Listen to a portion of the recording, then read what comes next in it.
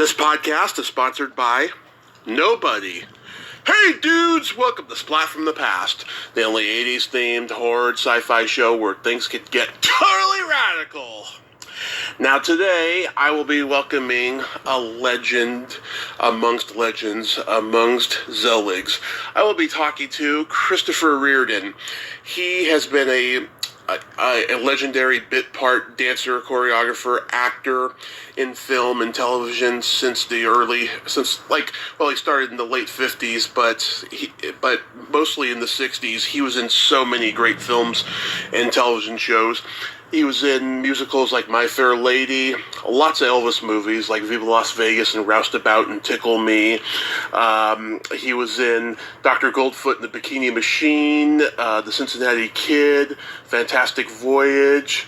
He guest starred on The Outer Limits, Batman, The Monkees. He was in Camelot, lots of great stuff, and everybody knows him as the gay boy in Beyond the Valley of the Dolls. He'll be my third guest from that movie. And he's going to be at the Hollywood show October 21st and 22nd. So if you're in the Burbank area, go meet him. It's going to be a great conversation today. Terry Bolo, who you all know is a close friend of the show, she had suggested him to me.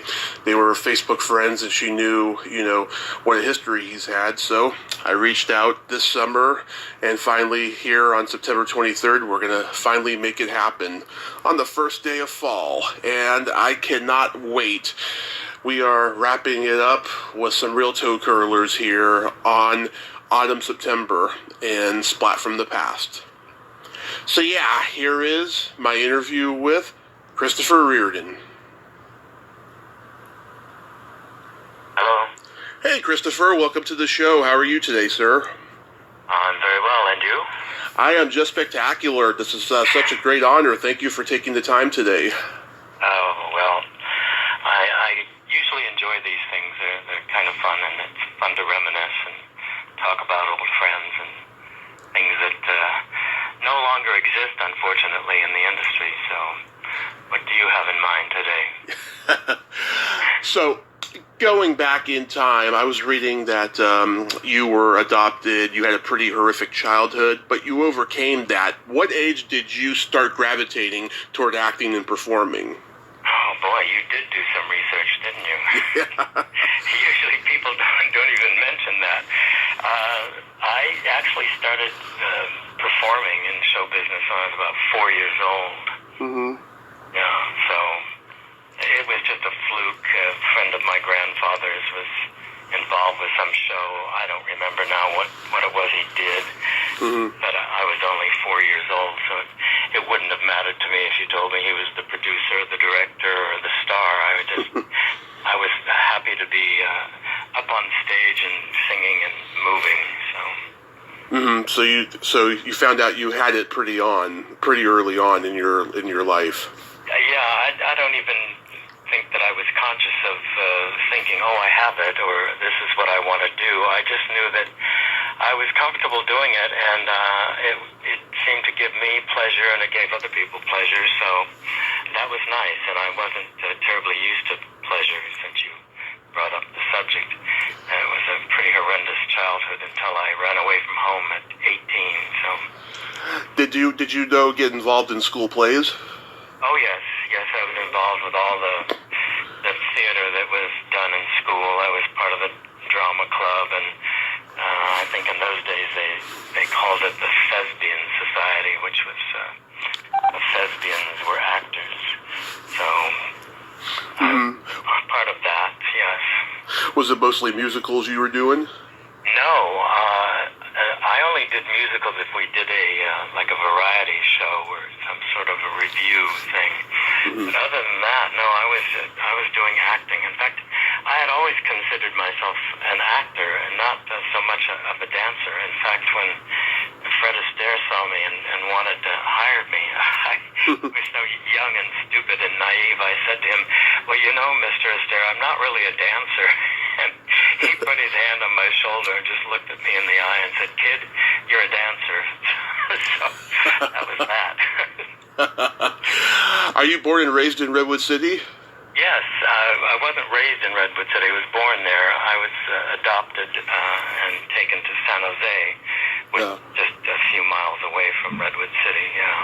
Yeah, I'm born and raised in San Mateo, and I actually lived in Redwood City for a while, leading up to about 5 years ago. Ah. Yeah, and I was born at Kaiser Hospital. I'm not familiar with any of that up there. I did go to Redwood City. I don't know how many years ago. It was sometime after I found out who part of my biological family was, and I did meet a sister of mine, the only one that's still living, and we did go. She took me to the house in which I was born, and it was interesting because there was some young kids, I assume college kids, and they were, I guess, observing the house from the outside, and so they came out and asked if they could help us with something, and my sister spoke up and said, she explained the situation. This is my brother, and this is where he was born, and this is where we lived, and he was very nice and invited us in, and my sister said, "You see where that kitchen table is? That's where you were born." So that was a bit of an introduction as to what my former life was. I don't remember much of it, and to tell you the truth, I've tried to forget most of it. I always consider myself as being born on February 29th, 1956, which was my first day at MGM Studios. That's when I felt like I was actually a human being and alive. Yeah, that was a leap year day. Yes. So 1956, you get to be in the Paul Newman movie, Somebody Up There Likes Me, and that's where your professional acting journey begins. How did you get that part? Well, as I said, I was very naive and very stupid. I came to town. I ran away. I got on a train. Came into town on February the 28th, and the next day I followed a fellow who lived in the same hotel that I got a room in, and followed him out to MGM Studios, and he said to me, "Do you know what you're doing?" And of course I didn't, but I thought I did. And I just went up to the administration building, and I said, "I want to see Leslie Peterson," who happened to be a producer at MGM. And this man had seen me perform, I think in San Francisco, maybe San Jose, I don't know. And his secretary gave me a very jaundiced eye and said, "Do you have an appointment?" And I said, "No," but he said, "If I'm ever in town," I said so very bravely. And she said, "Just a minute," and she got on the phone with him, and then she looked at me in a very surprised manner and said, "Mr. Peterson will be out in a moment." And with that, he came out and shook my hand. We went into his office, had a great visit, and then he asked me to stay for a minute. He wanted me to meet a man by the name of Al Honorato, and in those days, Mr. Honorato was head of casting at MGM Studios. And he said, after a brief conversation, "Do we have anything that Christopher could be doing? Are we doing anything now that he could be in?" And Honorato said, "Yeah, well, we're doing Somebody Up There Likes Me on Lot 2. He could probably do that." And of course, they asked me if I was in the union, and I said yes. I didn't know anything about unions, except I knew I belonged to Equity. And I thought that's all you had to know or belong to. So I said yes, and then of course they found out that I did not belong to SAG, Screen Actors Guild. And then they told me, "Okay, we can use you by using the Taft-Hartley law," which of course I knew nothing of. I didn't know anything in those days. But you had to join the union within, I think it was 2 weeks, or if you didn't, you could not ever join the union or attempt to join the union again. So that's how I got in. I remember that it was $150, and I thought, my God, how am I ever going to earn $150? Today, that fee is in the thousands. I don't know how kids do it today. Yeah. Were they going to assign you to a contract at MGM? No, not at first. They didn't say anything about that. They just, I think they wanted to see, just how well I could work and what I could do. But the moment I met Robert Wise, he was elated. He said he had something for me right away. So that was fine. And then while I was working on that, I just happened to be spotted by an actor by the name of Montgomery Clift. Probably too young to know who that is. I know who he is. Dude, that's good. Because he was probably one of the finest Oh yes, Red River with John Wayne. He's so good in that. Yeah. So after that experience, did you go to New York? No, I stayed here. I went to New York when I was very young, but I never really worked in New York. Did you take any acting lessons in L.A. with any of the famous teachers or anything? I laughed because I did work with Monty and Elizabeth on Raintree County, and playing the oldest version of their son. There were three of us who played the baby, and then a small child, and then I was at the end as a more or less grown up. I think I was supposed to be 15 years old, and it was just to show that father and son had lived happily ever after the mother had died. But on that film, I was working with Agnes Moorehead, and she came up to me, and she was a very direct woman, and she said, you're just wonderful, and you've got it, and don't ever make the mistake of ever joining any acting classes or anything like that. And very adamant about the whole thing, but I didn't listen to her. I went with a friend of mine, a very nice young lady, to an acting class. Julie Gibson, who you probably don't know who that is, but familiar. Sort of a B actress of her day, and a good actress. And she was also a friend of Agnes Moorehead's, and so when I went to the acting class, guess who was there visiting the acting class but Agnes Moorehead? So I went against her word, and I did attend a few of those classes. Yeah. Oh, did she confront you? Oh yes, we spoke. I think she felt a little guilty, but she didn't say anything more about it. She didn't tell me to keep going or to stop or anything like that. I don't think she was going to say anything like that in front of her friend Julie Gibson, who was a really nice woman, by the way. She met in some very interesting people. Hugo Haas and Cleo Moore. Do you know who that is? Yes. Yeah, they were extremely interesting people. I mean, you have to realize, too, at that time, I think I was 19 years old and still pretty naive, so I was very impressed with all of that. Yeah. Let's talk about some of your early stage credits. In 1958, you did Stalag 17 on stage, and what was that award nomination you got, a Tony? No, in LA, I don't remember what they were called in those days. It was the predecessor of the LA Stage Awards that they have today. In those days, on Santa Monica Boulevard, there was like a little theater just about each third or fourth door down. I mean, it was just peppered with theaters. And we all, tried to get into these things because they would almost always have somebody that was relatively famous as the lead, and then they'd have all of us, wannabes in the cast. And it was wonderful because the agents and producers and directors would come to see, for instance, I remember Shirley Jones and Jack Cassidy doing something. Of course, everybody came to see them, and so you had a chance of being seen by some really good people by being in these shows. And of course, I loved it because stage was really what I grew up on, because I hadn't made a movie until I was 18 years old, so I really loved it. But yeah, it was great, and I was nominated. I think it was my first nomination for Best Actor. I didn't win. Were you a fan of the Billy Wilder movie? No, I never worked for Billy Wilder. I'm really sorry about that. That's one director I would love to have worked with.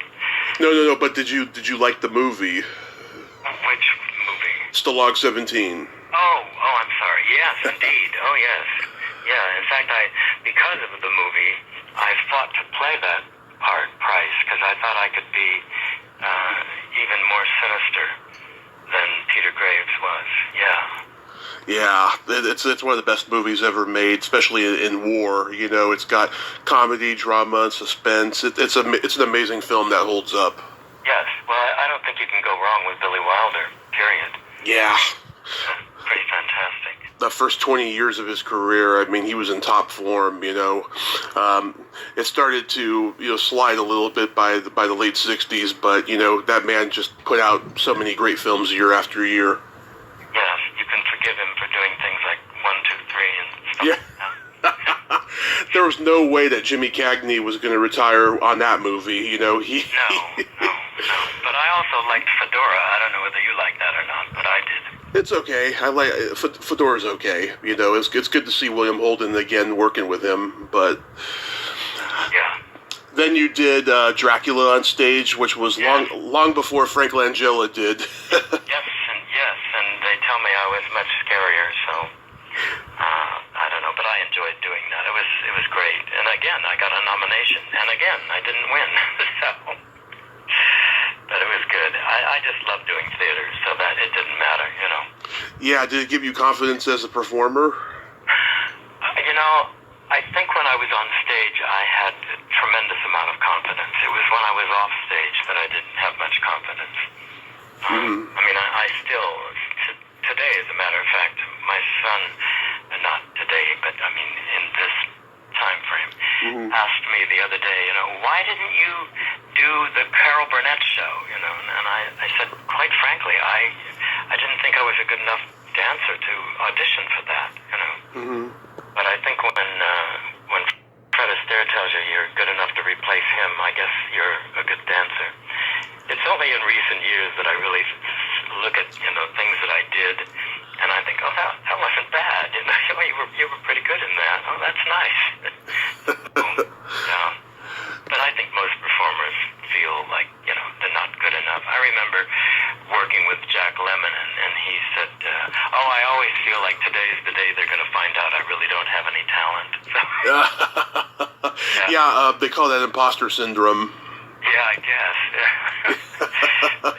And recently I got a letter from a man who wrote a book on Elvis Presley, and I worked with Elvis more than any other performer. Right. And he had interviewed some of Elvis's lifelong friends and people that were on his production company and everything, and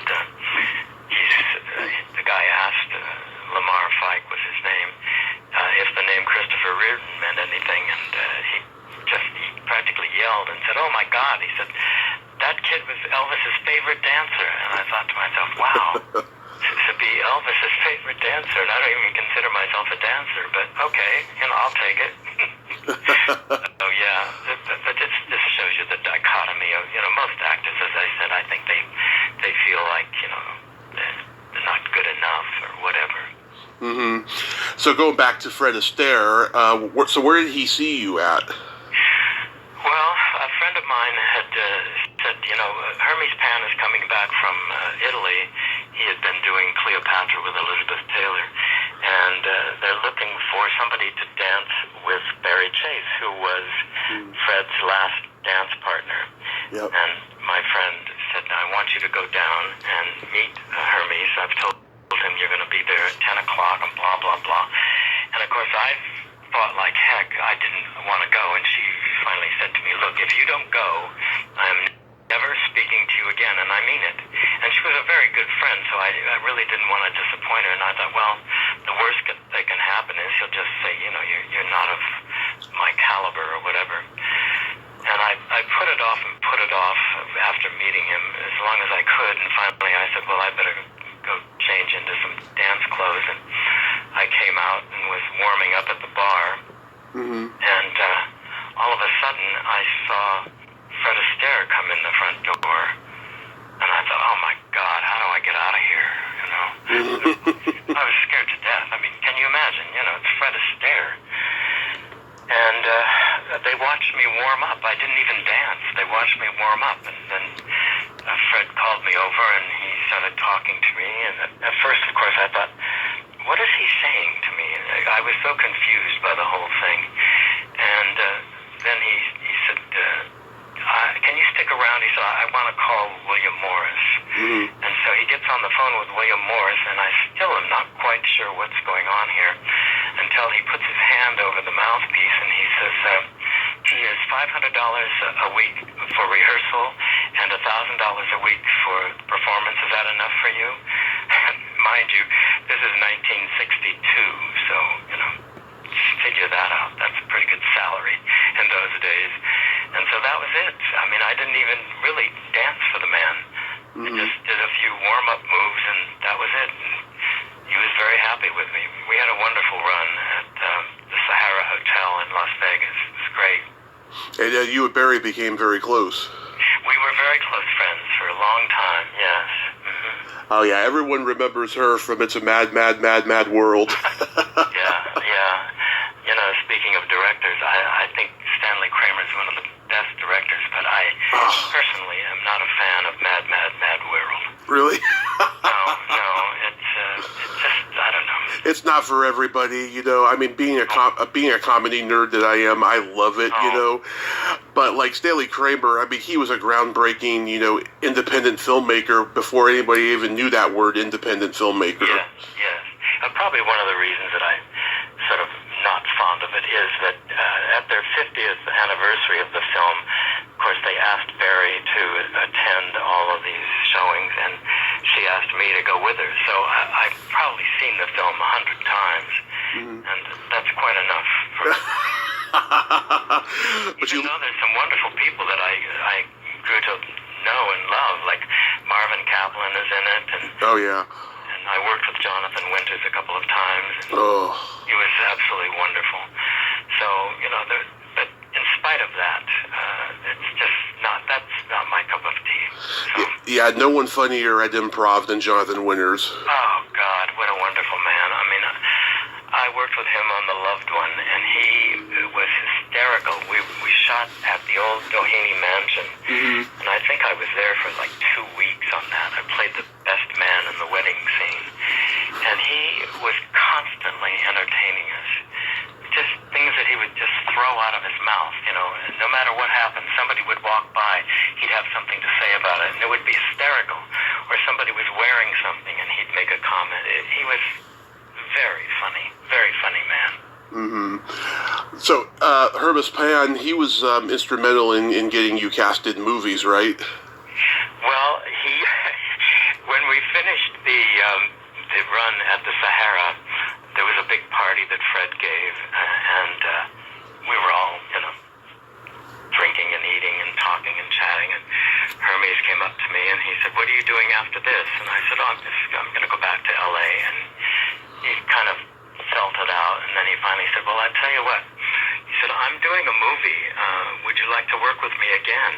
Can you imagine, somebody like Hermes Pan asking you, "Would you like to work with me again?"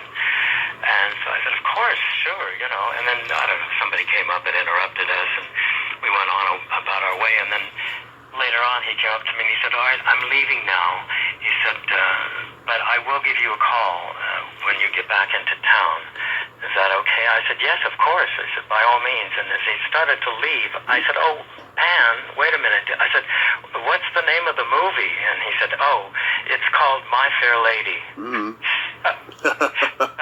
I was hired to be on his skeleton crew to teach other people coming in to do the Ascot number, because there was, I think, about 400 people in the end run of doing this number. So I was part of the skeleton crew who would teach 20, and then 20 more would come in and you'd teach them, and then 20 more would come in, and so on. But as it turned out, Mr. Cukor just thought that I was the bee's knees, so to speak, and just put me in everything. So I actually got 6.5 months work out of that film. Nice. Yeah, very nice. It's one of my favorite musicals of all time. In fact, my high school, San Mateo High School, did a production of it when I was a junior, and it's always been a favorite of mine. What was George Cukor like?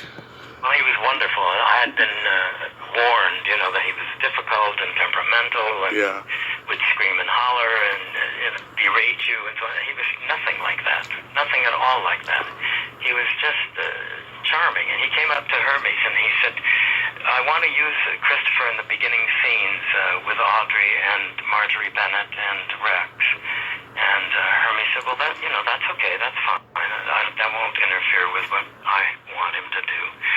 And then, of course, when we came to doing, I should tell you that the film was shot in sequence, which, is very unusual. So, but at least you'll understand what's going on. So in the beginning, of course, I have dirt all over my face and everything, and my clothes are torn and whatnot. There's a funny story about that, too. If you want to hear about it, I'll let you know. But Oh, sure. and we came to Ascot, and they started shooting me in Ascot, and then they had to stop, and they said, no, we're going to have to put a mustache on him because they're going to know it's the same person, and he can't be a gentleman at Ascot and be a Cockney vendor, in the beginning. So they put a mustache on me, and then when we were through with Ascot, George came up to me and he said, are you busy after this? And I said, what do you mean? And he said, do you have another film to go on to? And I said, no, why? And he said, I have a nice little cameo for you. And with that, he gave me this role of being one of Audrey's suitors at the ball. And of course, then I was all cleaned up and in a tuxedo and everything. So you really don't know it's the same person, but I'm actually playing 3 different parts. So it turned out to be a wonderful job for me, mainly because I was just about to have my son be born, so I definitely needed the money. But the funny story is that in the beginning, George said, I don't think Christopher looks dirty enough. Can we put more dirt on him and everything? So they sent me back to the wings and the makeup people and the costume people who ripped my clothes a bit and put more dirt on. And evidently, Cukor had actual dirt from Covent Garden put in vials and shipped to Warner Brothers so that was put on our skin, on our faces and fingers and everything. So they dirtied me up and they brought me back in front of him, and he looked me over and he said, no, he needs more. And they took me back again, and then the third time I came out, George is looking at me up and down and everything, and all of a sudden he just says, well, you can't ruin a pretty face. So that was, so what you see in the beginning there is the result of 3 attempts of trying to look dirty, but didn't quite work, I guess. That's awesome. So tell me about Elvis. How many movies did you do with him? Because there's only 3 I found. Oh, well, I did 6 films, his first TV special, and I think we've counted 8 of the documentaries. I can't find them all. First of all, I don't look at things like that. I'm not not very good at telling you, okay, I did this and that or that and this. Yeah. I saw myself in the rushes of somebody up there likes me, and I thought I was going to just get sick. So I was advised by people who'd been in the business far longer than I had, don't go to the rushes, don't see yourself on film. Right. Not a great idea. So I can't always tell you. I think I have seen 3, maybe 4 of the movies that I have done. I think I've done 68 films, but I did 6 with Elvis. Yeah. Yeah. Did you 2 remain in touch until he passed? No, we didn't. After he stopped doing films, he got into all of this concert stuff, and I wasn't doing that. I wasn't a part of that at all. Yeah. And from what I gather and what I've been told, he was going out on the road and doing a lot of stuff at home, and unfortunately getting sicker and sicker. It was not a good scene. And so when the news came, it came as a total shock to me because we had a fun relationship. I'm told that I, of course, was asked to be on. I was on a list. Elvis had a list of people that he wanted working for him. And I'd heard about this list, but I never paid much attention to it. I figured, oh, well, he likes me because I keep him laughing, or he respects the fact that I'm raising my son by myself, and whatever the reason, it didn't make much difference. But I remember that some years ago, I ran into an old girlfriend of his, and we were talking, and I asked her, I said, is it true, did he really have a list? And she said, oh, yes. She said, there was a list, all right. But But what you don't know is you were the only male on that list. Now, I thought that was quite something. Oh, that's really nice. Yeah, I love Viva Las Vegas and Roustabout. Those two are really good. Roustabout is such a fun, silly movie. You know, Hal Wallace produced that. Do you remember anything about him? About Hal Wallace? Yeah. Mainly what I remember about Hal Wallace is that he and Martha Heyer lived above me when I lived in Malibu. but no, I didn't see much of Mr. Wallace on the set. And to tell you the truth, I was too intrigued with Barbara Stanwyck to pay much attention to anybody else, except, I'll tell you, I had a wonderful working relationship with Richard Kyle. You know who that is? Oh, yes. Yeah. He was wonderful. He sought me out and from the first day, and we just sat around and had great conversations the whole time. So that was my remembrance of that movie. I never expected to work with Elvis again. Because my first experience was not a great experience. I had a call from Metro to come over. I had 2 weeks off of My Fair Lady.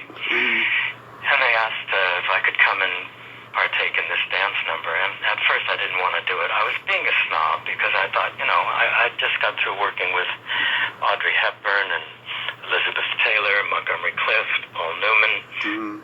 Now you want me to work with Elvis Presley? I mean, I didn't think too highly of that.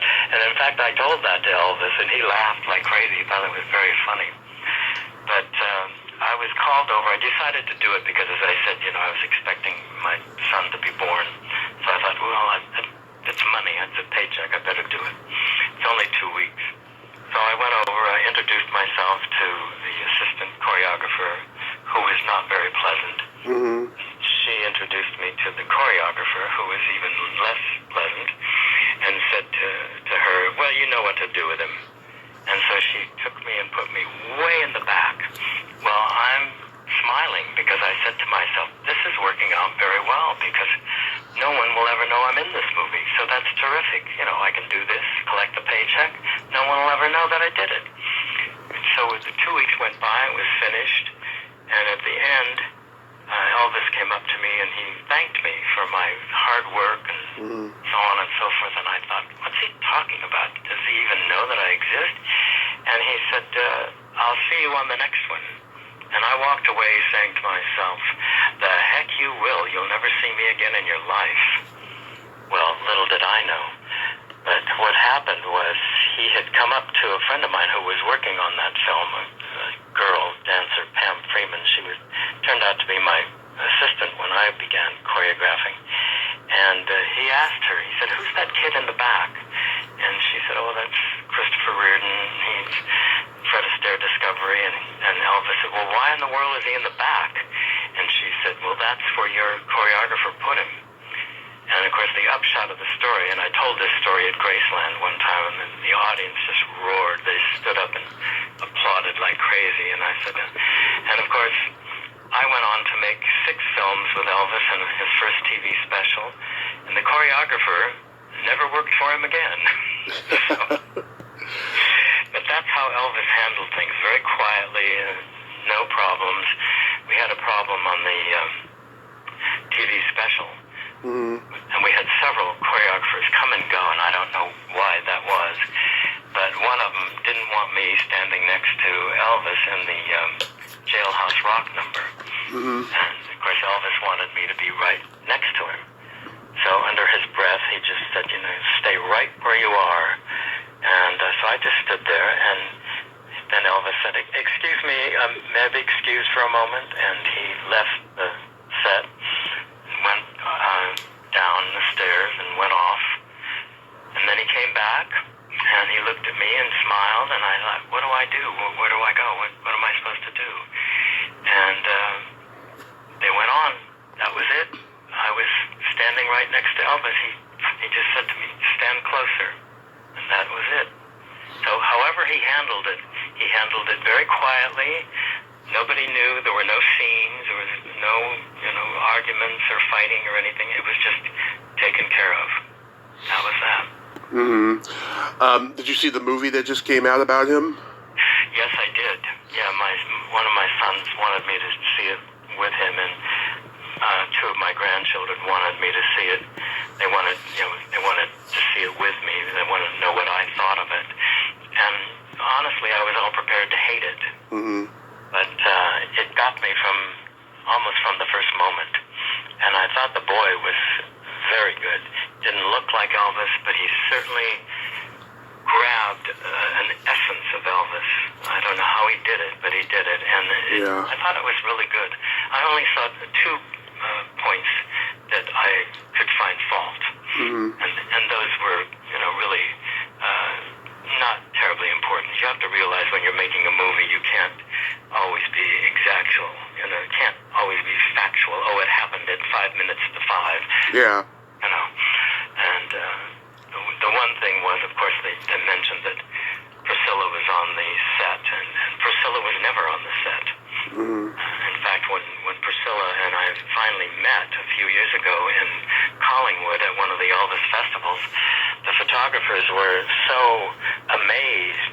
I mean, she came up to me and was very warm and really grabbing a hold of me, and I thought, who does she think I am, And so I asked her, I said, do you know who I am? Because I thought maybe she thought I was somebody else, And she said, yes, you're the man who worked with my husband more than anyone else. And I said, oh, yes. And of course, then the press started saying things like, hadn't you met before? Don't you know each other? Yeah. She said, no, I was never on any of the movie sets. So that was one of the faults. And then the other one was the whole thing about the Christmas sweater and the songs that were sung on the special, because of course the Colonel knew what was going on. Nothing happened unless the Colonel had okayed it. So that was a bit of a stretch. But all in all, I enjoyed the movie very much. I really liked it, and I thought the music was fantastic. Oh, yes. I loved Tom Hanks' performance, even though I think the Colonel was a little too sympathetic in the movie. I did enjoy it. I think he needs to get another Oscar for that role. Do you think so? I'm not quite sure that I think he was that great in that. I thought the boy deserves something, that's for sure. He does too. Yeah, I think the movie should get some awards because it was fabulous. Yeah, but I'm thinking too, because I know everybody says Tom Hanks is so terrific, and I'm trying to be biased about it, and I have to realize I knew the Colonel. I had feelings with him, so for me to look at Tom Hanks and expect him to be the Colonel is just not quite it. But then, it's an interpretation, and every actor has a right to interpret the role as they wish. So, fine, that's okay. You had a recurring role as Rodney on The Adventures of Ozzie and Harriet. What was that experience like? I was still pretty young then, and I don't think I really knew what I was doing, to tell you the truth. I was, I sort of grew up on Ozzie and Harriet movies or radio shows, and I was kind of taken aback that Ozzie was so dictatorial and not as pleasant, let's say, as Harriet and David were. They were both very sweet, very kind, very nice, Rick was a little standoffish because he's very shy. Yeah. But Ozzie was, that was really something. I don't think I was prepared for that. I had worked with Robert Wise, who was such a terrific director, gentle and wonderful, and even Edward Dmytryk on Raintree County. He was known for his film noir pictures and everything, but of course, I think he probably was a little more gentle because he was working with Elizabeth, and you sort of had to show a little respect there. But and then, of course, as I said, Cukor was wonderful with me. I never had a problem with him. So to all of a sudden have this very forceful person, that kind of set me in a strange way. But I didn't pay much attention to it. I just went through it and did it, Worked with a wonderful actor by the name of James Stacey,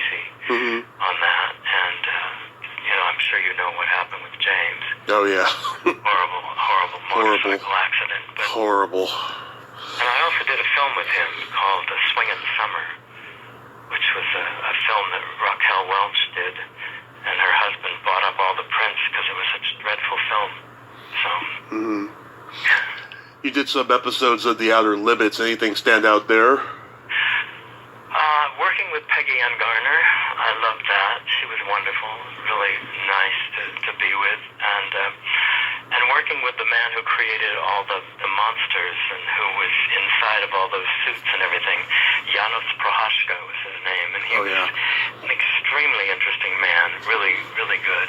And I also worked with Peter Mark Richmond, who I knew, through the years. In fact, I was at a Cinecon festival with him shortly before he passed away.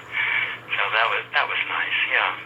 Yeah, he was a great actor. Very sinister looking. He was kind of scary. Yeah.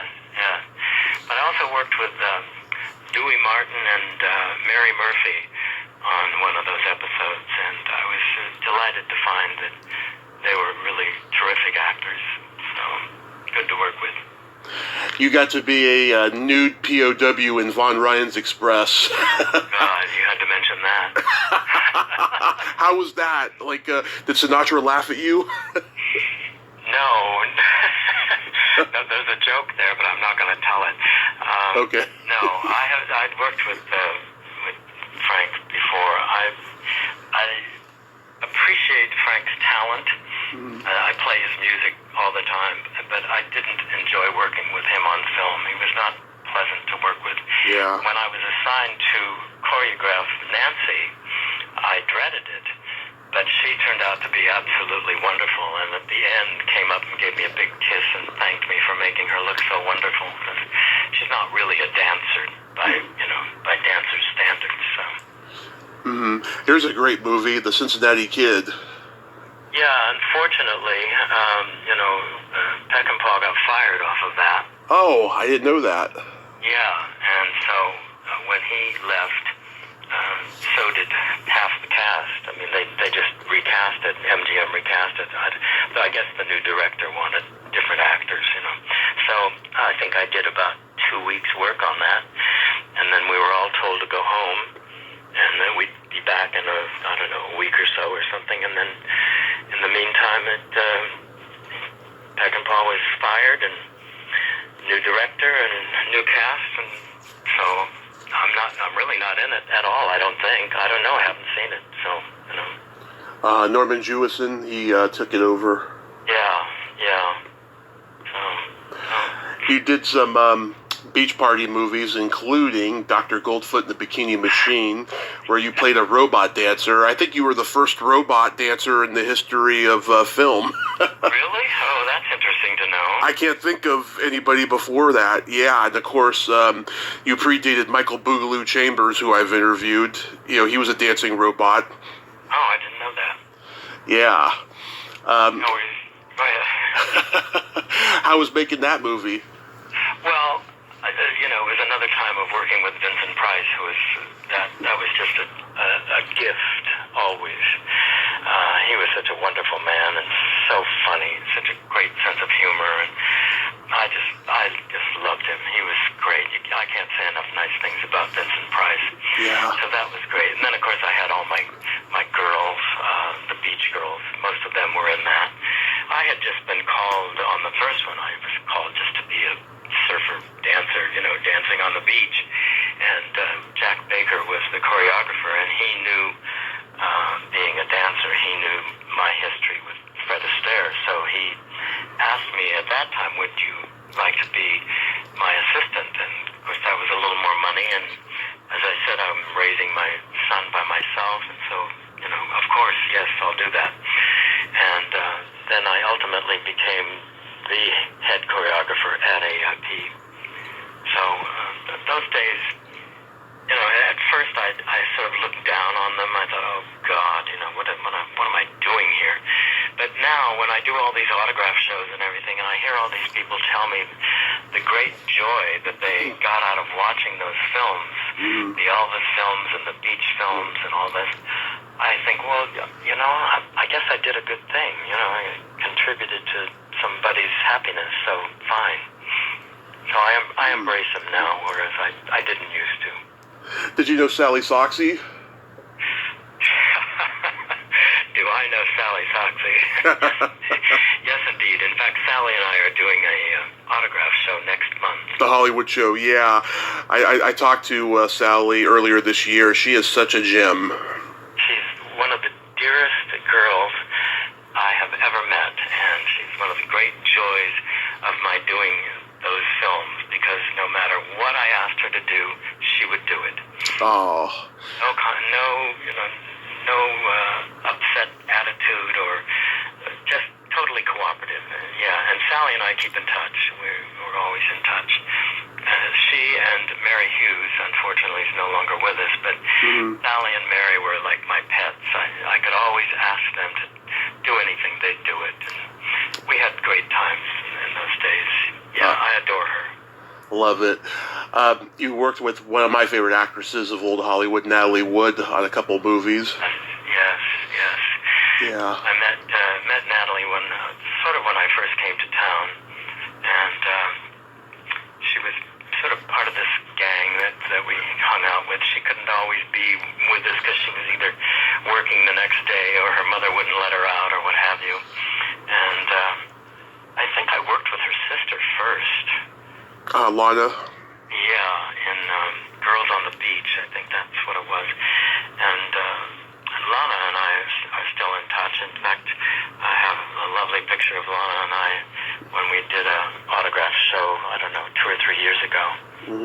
Oh, yeah, but Natalie was wonderful. You know, I love hearing Natalie laugh.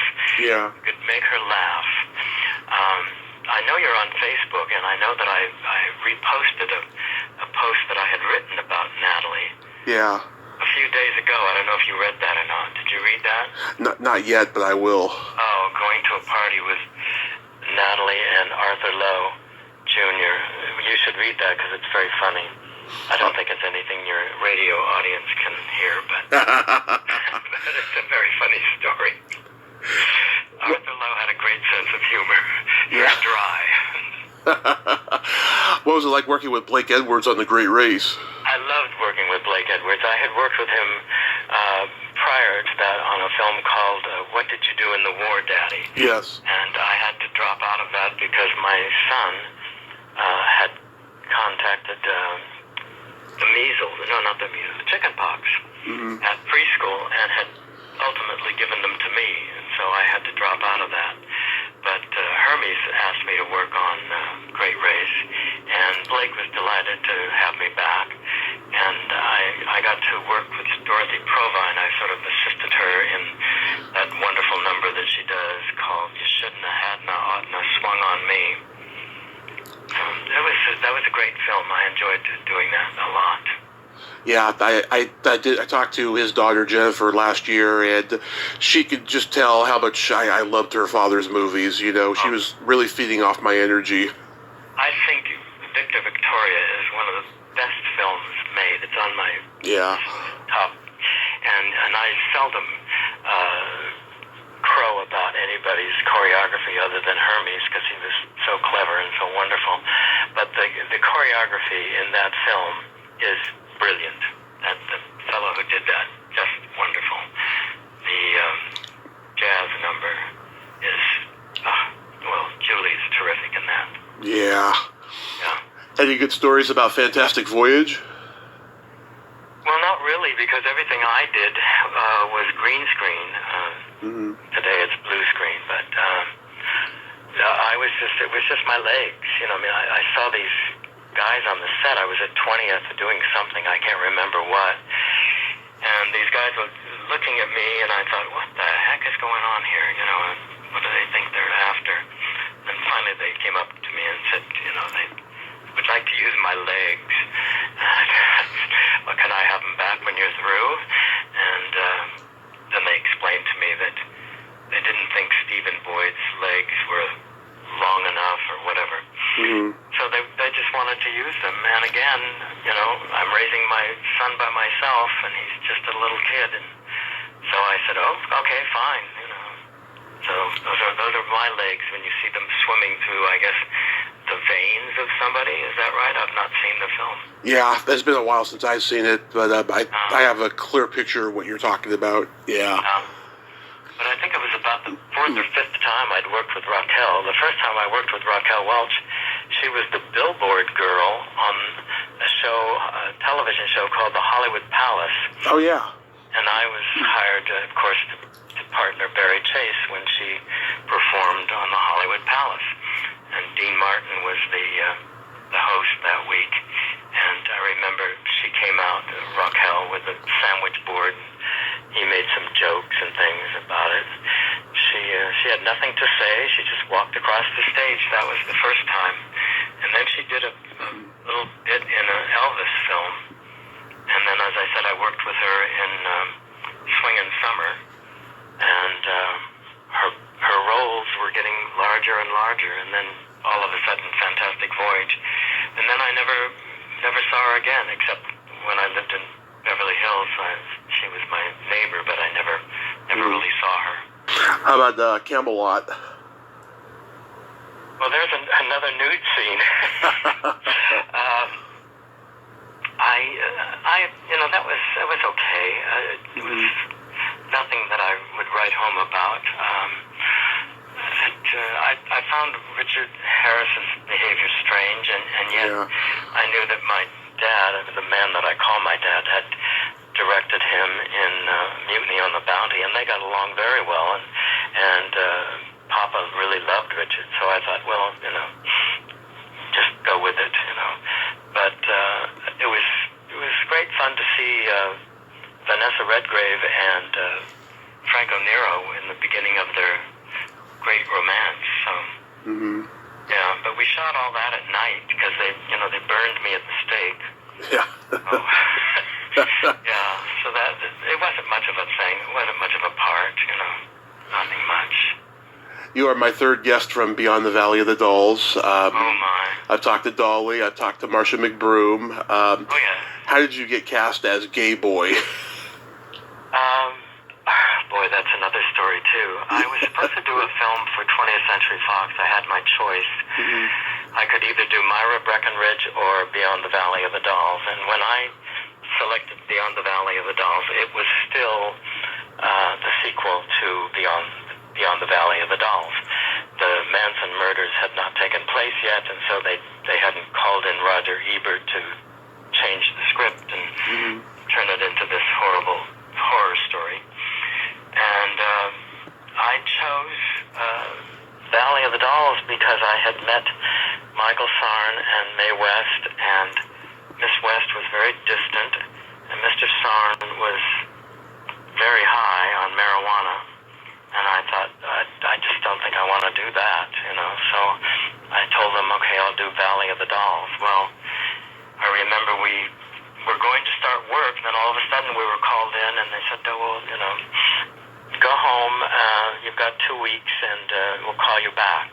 And I didn't even know what I was called back for, But I had just done The Gay Deceivers, and I think Russ Meyer was impressed with that role, because I had taken that tiny little part and turned it into something that got single card billing, which, that most actors never get that. And when I first signed on for Gay Deceivers, I wasn't even supposed to get billing, but then Bruce Kessler, the director, called my agent and said, Christopher brought so much to this role, I'm giving him billing, but he didn't tell me that it was single card billing, so I was very pleasantly surprised when I got single card billing for that film. But I think that's what Meyer had seen, and so he wanted me to do something close to that at this party scene. Dolly tells me that when she goes to all these midnight screenings, that it's my line that the audience screams out. I don't know whether you know the scene or not. Yeah. You know it, okay. And I don't suppose I can say that on the radio, right? No, you could swear all you want on this show. Okay. Because I'm dancing with this girl who's supposed to be a Beverly Hills top astrologist, and I'm bored to tears with her, of course, and she turns to me and says, and you're a Gemini. And I just look at her and I say, and you're a bitch. Yeah. The whole audience says that at the same time. You know, Dolly's going to be at this autograph show next month, too. So Yeah. I'm not sure who David's going to put me with, Sally or Dolly. I'm not sure. Yeah, I was almost going to visit LA last year, and I was going to get together with Dolly and have dinner, but unfortunately it didn't happen. But I just adore Dolly. You know, she was married to Dick Martin, so she knows a lot of dirty jokes, and I'm a comedian. I know a lot of dirty jokes, so her and I got along great. Well, I adore her. I really do. She's right up there with Sally, as far as I'm concerned. She's absolutely wonderful. Well, you ought to come next month. I wish I could. It's not a good time, you know. But I will go to a Hollywood show in the future. I was supposed to go to one in 2020, and then the pandemic hit. Right. Yeah. Was Roger Ebert on set of Beyond the Valley of the Dolls? Yes, he was. Yeah. What was that like? Well, you know, at the time, nobody knew who he was. Yeah. Nobody knew who he was. Nobody cared, you know. And here was this sort of young, chubby fellow who was hanging around the set. And we didn't know why he was there or that he was doctoring the script or anything. You know, it was just a complete mystery. Who was this guy? And, of course, I'd never heard of him. You know, I mean, I knew people like Ring Lardner or somebody like this. That's a writer, you know, to me. But he way before his career as a film critic, you know. Mm-hmm. Nobody really knew who he was. I didn't pay any attention to him, to tell you the truth. He gave 0 stars to his own movie. Oh, really? Yeah. Oh, well, that's good to know. At least he was being honest. Yeah. I remember taking a friend of mine, Barbara Walker, who married a director, Chuck Bale. Mm-hmm. And I had asked Chuck, I said, can I take Barbara to the premiere of this film because I have to go? And I didn't really want to go because, as I said, I hate watching myself on screen. And he said, yeah, sure. So I took Barbara, and we were sitting in the Pantages Theater, as I recall. And this movie starts up, and I remember leaning into Barbara, and I said, this is probably the end of my career. That's what I felt about it. Mm-hmm. Now, again, so many people love this film. I mean, it has a huge audience, and I think the most residuals I get are from Beyond the Valley of the Dolls. So, like I said to Dolly the last time I saw her, was I have grown to embrace the film, which she was happy about. So. Yeah. Do you get recognized for it the most of anything you do? You know, I don't know as I'm recognized for anything. I always try to be so different. You know, I don't. I'm never really myself. But I get a lot of fan mail about that. That's true. Yeah, like, you know, when fans come up to you, they say, hey, I love Beyond the Valley of the Dolls. Yeah, they do that. That's true. But mainly I get Elvis. You know, it's usually Elvis. You mentioned before Louis Milestone. Did you work with him? Like, No. How did you meet him? We actually met at a surprise birthday dinner for Richard Conte, who he had worked with. He hired for A Walk in the Sun. They were great friends. And he, by that time, was in a wheelchair. And we just hit it off. He and his wife and we hit it off. I went to visit them. They asked me to come to the house. I went to visit them. And it got to the point where I was taking him for walks, and I would take him to lunch, and I would take him to get his hair cut, and all kinds of things just to keep him active and keep him going. And we just became like family. In fact, they had a guest come one time, and I remember hearing Kendall, who was Millie's wife, say, this is the son we never had. And it could have been true because they married, I think it was about 10 months before I was born, so it's quite possible that I could have been their son. But that's the way we always treated our relationship. Of Mice and Men, All Quiet on the Western Front, Pork Chop Hill, a lot of great movies he did.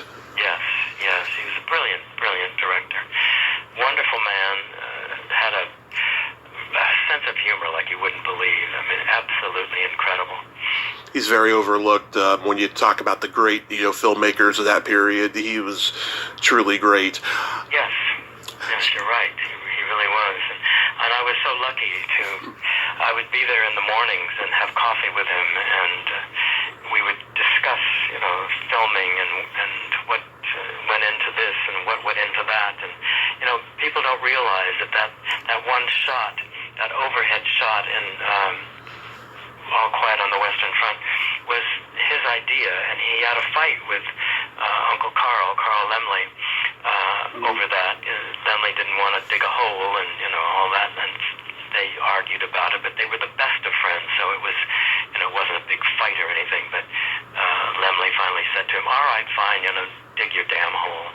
So they did, and that turned out to be, a shot that now people use all the time, but it had never been used before. And another thing people don't realize, or most people don't realize, at the end of the film, when it's supposed to be Lou Ayre's hand reaching out for the butterfly, that's actually my dad's hand. Oh. Yeah, that's Millie's hand, because Lou Ayres wasn't on the set that day. They decided to shoot the scene, and so that's Papa's hand. He was a great actor too, Lou Ayres. Yes, and they didn't want to use him, and it was Millie who fought for him. He said, no, he's the right one. He's the person that we should have. That's wonderful. Have you ever thought about writing a memoir? Well, I have written all these essays, and I was hoping that they would be put into a book, but so far I've just never had the time to really get them around to a publisher or anything like that. And what really has to be done is the essays have to be put on a disc, I understand, and I don't know anything about that. But yeah, there's some really wonderful stories, fabulous things. For instance, did you know that Zazu Pitts was originally the mother of Lou Ayres in All Quiet? I did not know that, no. Yeah.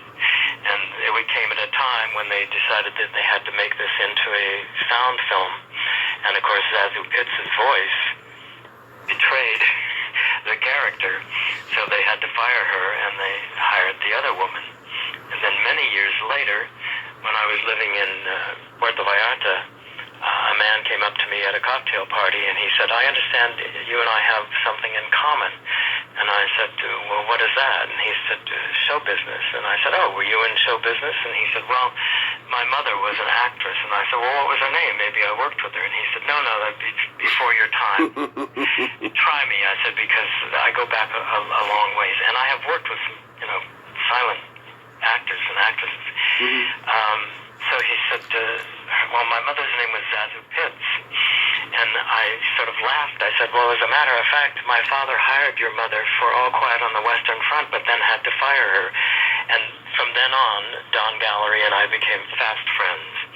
And in fact, Don Gallery's real mother, blood mother, Barbara Lamar, you know who that is? Yep. Yeah, very good.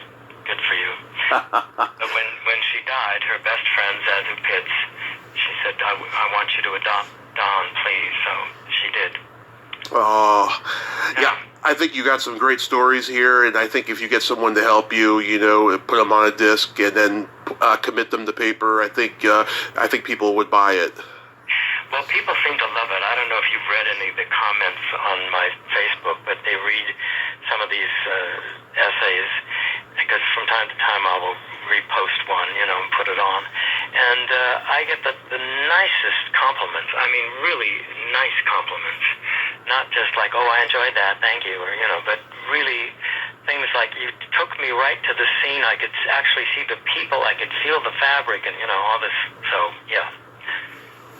It should be a book. It should be.